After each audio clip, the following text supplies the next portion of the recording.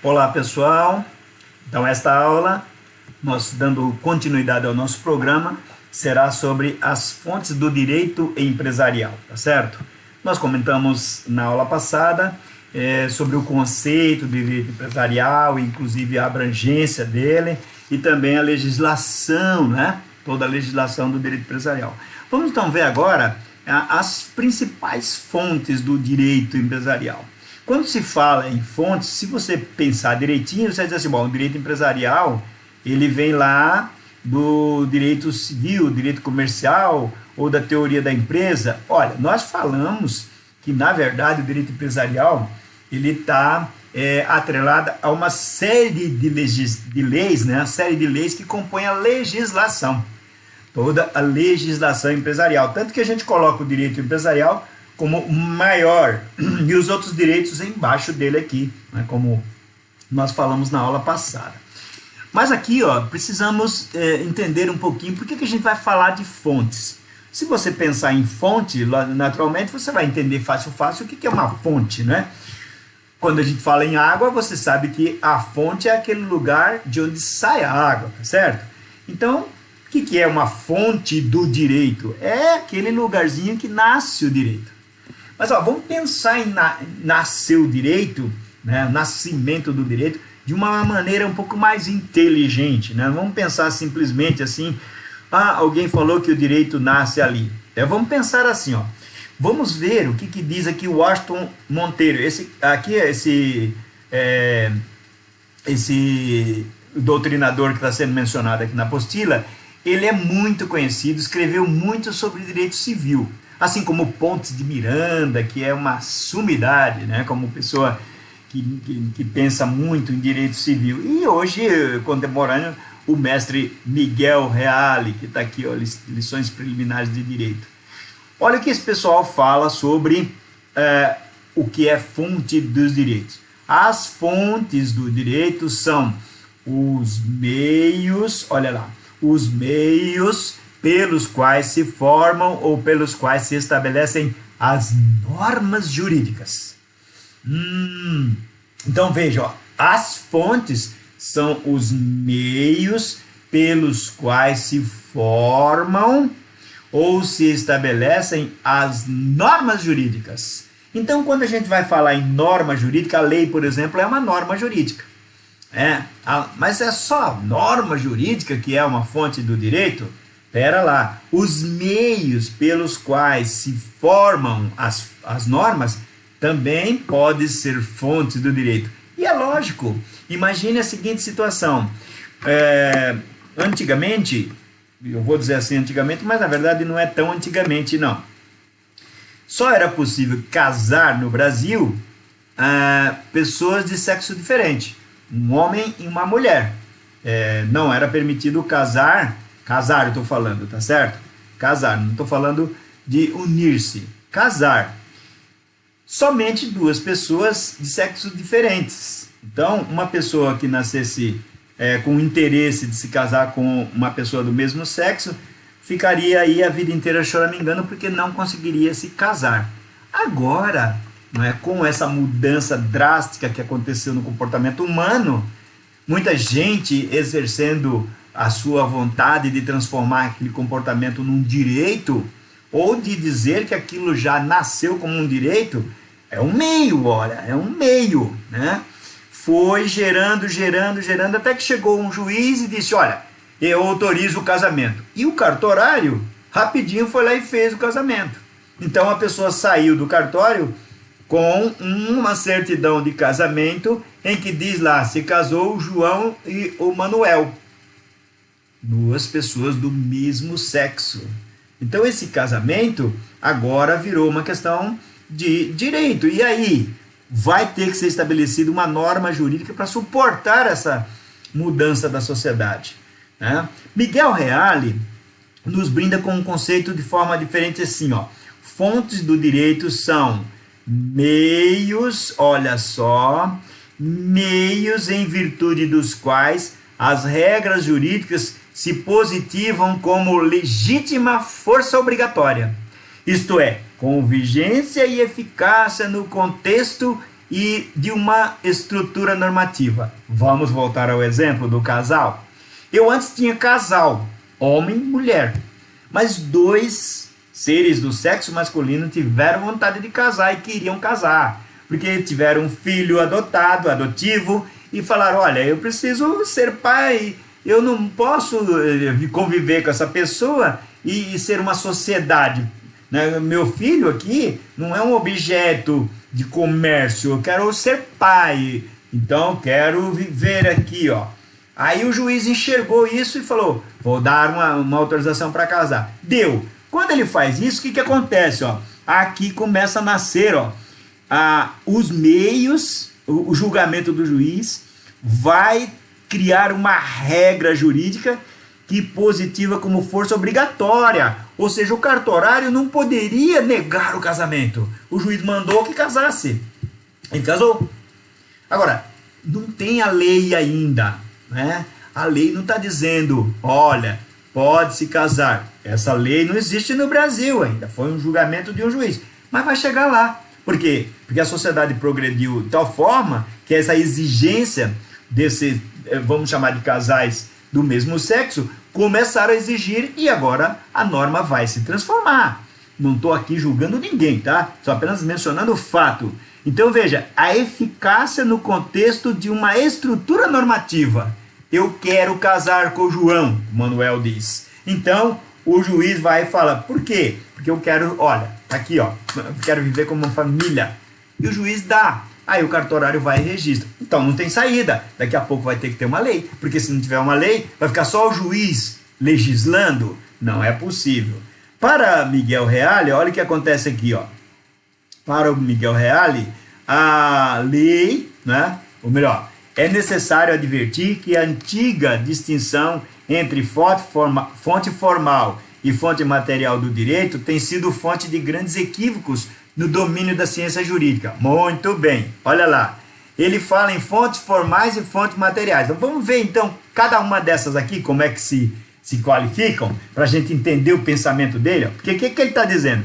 É necessário advertir que a antiga distinção entre fonte formal e fonte material do direito tem sido fonte de grandes equívocos. Até tem aqui um trocadilho, né? Fonte de grandes equívocos. Ou seja, esta interpretação, essa distinção entre essas duas fontes, está criando uma outra fonte, a fonte de erros, fonte de equívocos no domínio da ciência jurídica. Vamos entender por que isso? Veja só. Classificação das fontes do direito. De qualquer sorte, a doutrina insiste em classificar. É lógico. A ciência vai funcionando, gente, de uma forma e a academia de outra. Né? A ciência vai transformando, né? Vai se, vamos dizer assim, concretizando em conceitos, em práticas, etc. E a academia de outra forma. A sociedade vai praticando os seus comportamentos, a academia discute esses comportamentos, a ciência vem, engloba esse comportamento, nasce as fontes do direito e se transforma tudo isso em direito. Você viu como que é? Não é? É importante, assim. Analisa esse nosso caso agora. Quem é que poderia pensar há 4 meses atrás, 2 meses atrás, que alguém poderia dizer assim, você não pode sair da sua casa, você vai ficar na sua casa 10 dias, não vai sair de lá. Se você sair, eu mando te prender. Quem que poderia pensar nisso? E tá aí, ó. Com que direito alguém fala, você não pode sair, professor, nem de bicicleta para andar, nem para caminhar ao redor do parque. Faz o seu exercício aí no seu quintal mesmo. E se eu não tiver quintal? Eu vou ficar entrevado com as minhas pernas, eu tenho que ficar aqui, deitado numa cama, eu não estou doente, eu estou bom, eu quero andar. Não, você vai ficar aí. Quem que imaginaria uma situação dessa, gente? Mas tá aí, ó, tá certo? Esse é o comportamento da sociedade. A sociedade aqui comportando de um jeito, a ciência de outro jeito aqui, e a academia, ó, contribuindo, etc. Você é acadêmico, participe dessa discussão do direito. Crie fontes de direito, olha aí, ó. Então vamos aí a ter as fontes. As fontes formais, como o próprio nome já diz, são as fontes que dizem mais a respeito dos requisitos para a aplicação do direito, é a forma dos requisitos para a aplicação, do que para o reconhecimento do direito propriamente dito. Né? Então, olha só, se eu tenho uma forma de fazer o direito, né, eu tenho que fazer daquele jeitinho, senão o meu direito real lá não vai ser reconhecido. Como é que é isso? É assim, ó, vamos pensar, pessoal. Alguém está exercendo uma função qualquer numa empresa. Aí o funcionário não vem trabalhar, certo? Não vem um dia, não vem o outro, não vem o outro, não vem. Fica 15 dias fora de casa, fora da empresa. Aí o belo dia ele aparece de volta. Aí o patrão aceita ele. O que aconteceu, etc e tal. Tá bom, vamos trabalhar.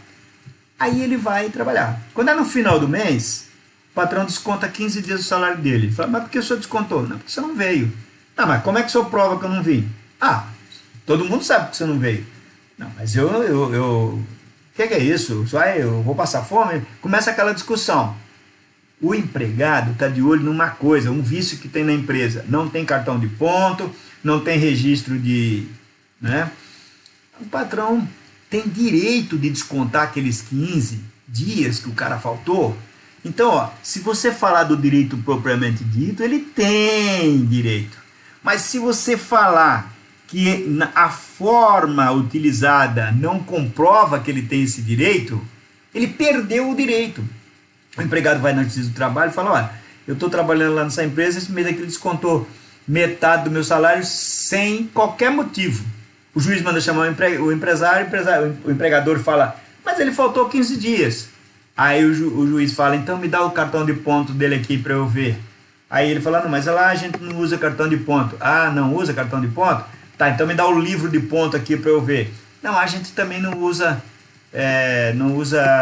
livro de ponto. Aí o juiz fala, então como é que você quer provar que o rapaz não veio trabalhar? Não, tem aqui a Mariazinha que prova que ele não veio. Aí o juiz fala, a falta do trabalho para ser justificada exige documento formal.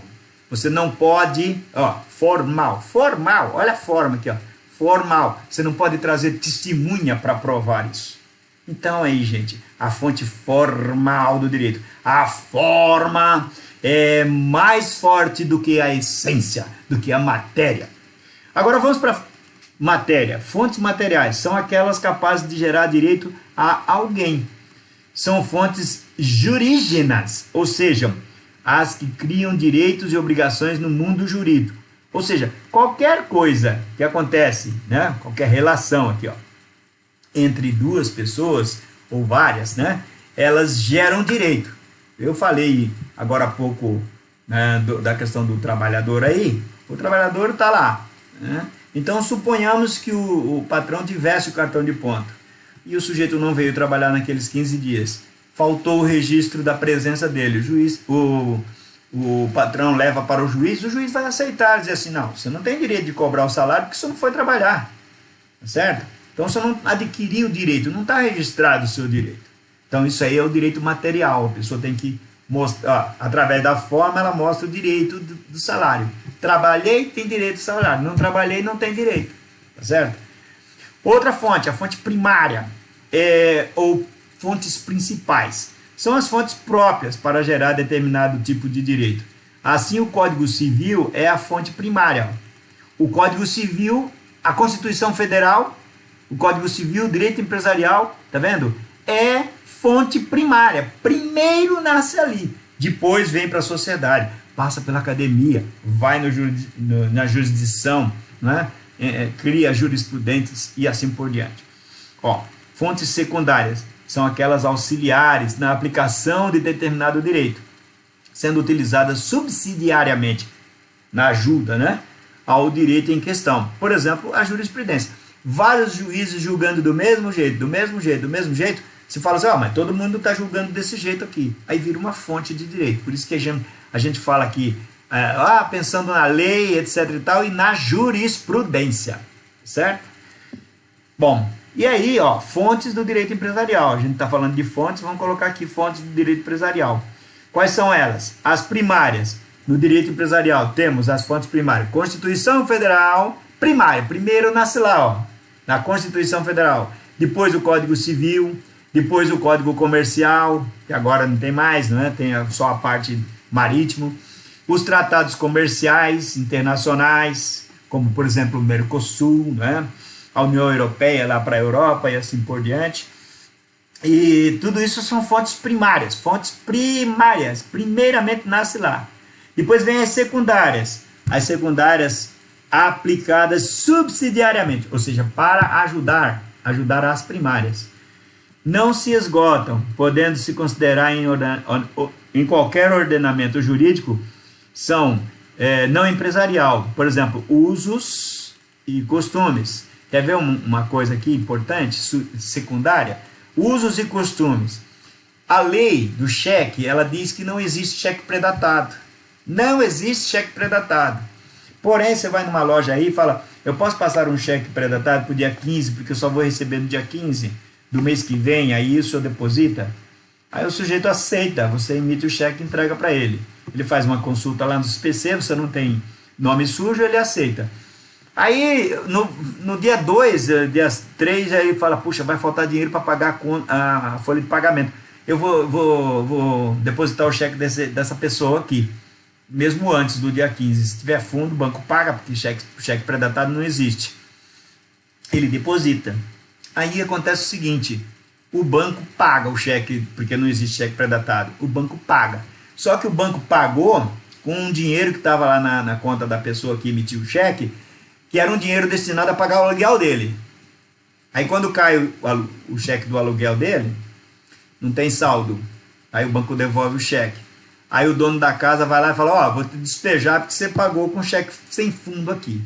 O que vai ser? Vai ser uma complicação tremenda para o dono daquela loja que depositou o cheque antes da hora. Por quê? Porque o cheque pré-datado não existe, mas o contrato entre os dois, quem emitiu o cheque e quem recebeu o cheque, esse contrato existe. Então, se ele aceitou no momento da emissão do cheque, que era para esperar o dia 15, ele tem a obrigação de esperar. Se ele não esperou, ele pode cometer aí um desvio de lei. E o Código de Defesa do Consumidor, se for relação de consumo, vai proteger, mas com muita força, vai proteger o emissor do cheque. Aquela loja poderá pagar, inclusive, até um dano moral. Entendeu? Então, isso aí, não é a lei que está mandando, a lei do cheque, mas os usos e costumes que está dizendo, olha, não faz isso, hein? Você concordou? Então, seguinte, paga ou fica. Não espera a data para depositar o cheque.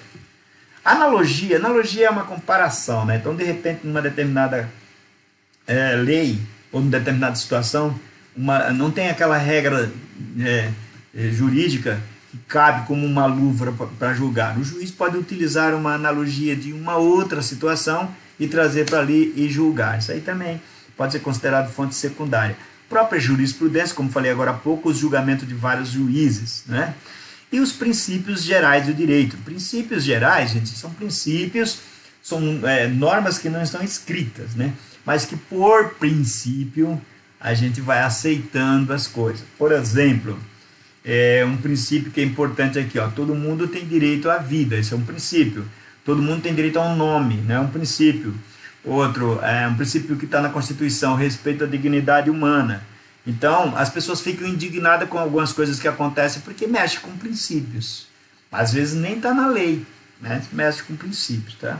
Às vezes o camarada é legal. Por exemplo, quer ver uma coisa aqui, salários. Agora mesmo nós estamos passando por isso. Os políticos estão sendo pressionados, porque funcionário hoje, por causa do coronavírus, pode ter o seu salário reduzido, porque vai reduzir a hora de trabalho. O deputado deixa de trabalhar a semana inteira, porque por causa do coronavírus ele vai ficar em casa, mas o salário dele não é reduzido. E aí, como é que fica? E quem paga somos nós. O que a gente vai fazer? Vamos para a televisão, vamos escrever um e-mail, vamos dizer, reduz seu salário aí, porque o meu foi reduzido aqui, o senhor tem que reduzir aí, tá certo? Isso aí é um princípio. Então, ele, do ponto de vista da lei, ele está coberto, ele pode receber, mas moralmente o que acontece? Ele não está correto, tá certo? Então, ele fere os princípios morais. Então, aqui o que a gente viu, usos e costumes, a gente até já falou aqui, dos cheques pré-datados. Tem muita gente que chama de cheque pós-datado, tá? Mas para mim tanto faz se chamar cheque pré-datado ou pós-datado, dá na mesma. O que interessa aqui é o seguinte: o cheque não existe na lei, mas se houver um contrato de espera, você tem que esperar para depositar, tem que se cumprir esse contrato. Unificação do direito civil e do direito comercial. Olha aqui, ó. Esse é um negócio muito bacana. A gente já falou até isso em sala de aula, porque quando houve a revogação pelo Código Civil do Código Comercial, o que se fez? Não existe mais direito comercial conforme o Código. Agora tudo está previsto no Código Civil. Então, olha, vamos ler esse trechinho aqui, ó. Por isso, grande parte da doutrina tem reservado críticas a essa afirmação de que o direito privado foi unificado. Tem se criticado isso. Mas o certo é que foi, do ponto de vista de que há somente um Código Civil regendo as relações entre particulares, sejam elas comerciais ou civis propriamente ditas. Falei para vocês aqui nessa aula sobre o direito ou as relações civis propriamente ditas. Acho que foi na aula anterior, quando eu falei das relações entre as pessoas, que ninguém tem nada a ver com isso. Se você perdoa uma dívida, se você quer se separar da sua esposa ou do seu marido, ninguém tem nada a ver com isso. Agora, se for um Estado que está sendo mal usado o dinheiro público, como é o caso do deputado que fica em casa por causa do corona e recebe salário integral, aí a gente tem todo o direito de reclamar. Então, ó, porém, de nossa parte, teremos que houve apenas um complemento na parte especial, tendo-se em vista as características da capacitação para o exercício da atividade de empresário, e ainda mais, considerando-se a inovação trazida pela teoria da empresa. Pessoal, aqui é importante mencionar o seguinte: a doutrina, a lei não se preocupou muito com isso não. O Código Civil apareceu em 2002 e está lá parado até hoje no que se refere a esses conceitos. Mas a doutrina tem trabalhado bastante com essa questão, inclusive de saber quem é o empresário. Nós vamos estudar na sequência, né? A próxima aula, quem é o empresário. Já falei na sala de aula sobre isso. Existe a figura do sócio e existe a figura do empresário. Mas o sócio e o empresário pode se confundir? Às vezes pode, mas às vezes não. Então essa doutrina é quem estuda o direito, né? Eu como professor ou escritor, ou enfim, vários escritores aí fazendo colocações sobre direito empresarial, vai se transformando na doutrina.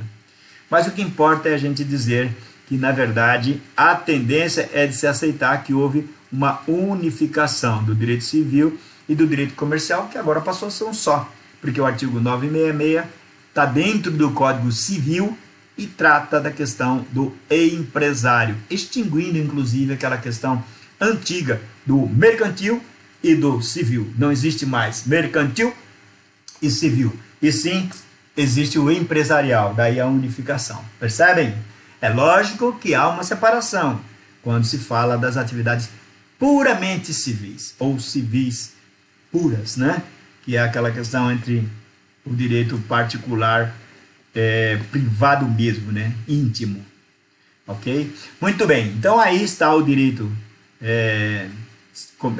empresarial e demonstrado segundo as suas fontes. Na próxima aula começamos aqui, ó, do empresário. Vamos voltar com aquele slide e vamos trabalhar um pouquinho essa questão dos detalhes do exercício da função de empresário. Você vai responder aí na sua atividade e amanhã eu entro com a correção da aula, ok?